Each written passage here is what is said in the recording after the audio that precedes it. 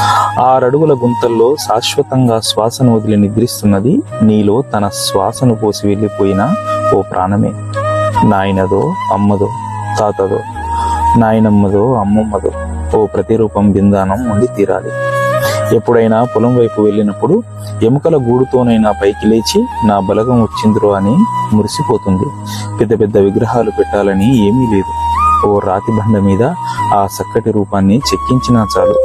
సుడిగాలులతో దుమ్ములతో మాసిపోతే తనే నాయన అనుకుని పయ్యి రాసి ఒక 2 బకెట్ల నీళ్లతో స్నానం చేయించొచ్చు.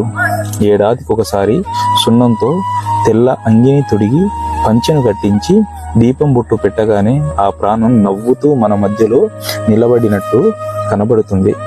ఆయన ఎవరు నాయనా అని కడుపున పుట్టిన పిల్లలు అడిగితే మనం తింటున్న అన్నం మెతుకుల కోసం మనకంటే ముందే భూమి మీదికి వచ్చి తావు పెట్టి వెళ్ళిన మన ఇంటి దేవుడురా అని పిల్లలకు చెప్పొచ్చు.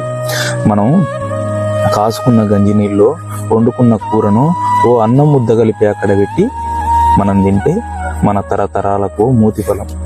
తన ఇంటి పేరును మోస్తున్న కొడుకుల పొలాన్ని రాత్రి పగలు కాపలా కాస్తూ ఉంటుంది. కడుపున పుట్టిన బిడ్డలు రాగాలు గట్టి ఏడ్చి కన్నీళ్లతో గతాన్ని నెమరు వేసుకుంటుంటే నిశ్శబ్దంగా కన్నీళ్లు కార్చుతూ కూర్చుంటారు. మనవళ్ళు మనవరాళ్ళు బిందానం మీదకెక్కితే ఎద మీద ఆడుకున్నంత సంతోషం.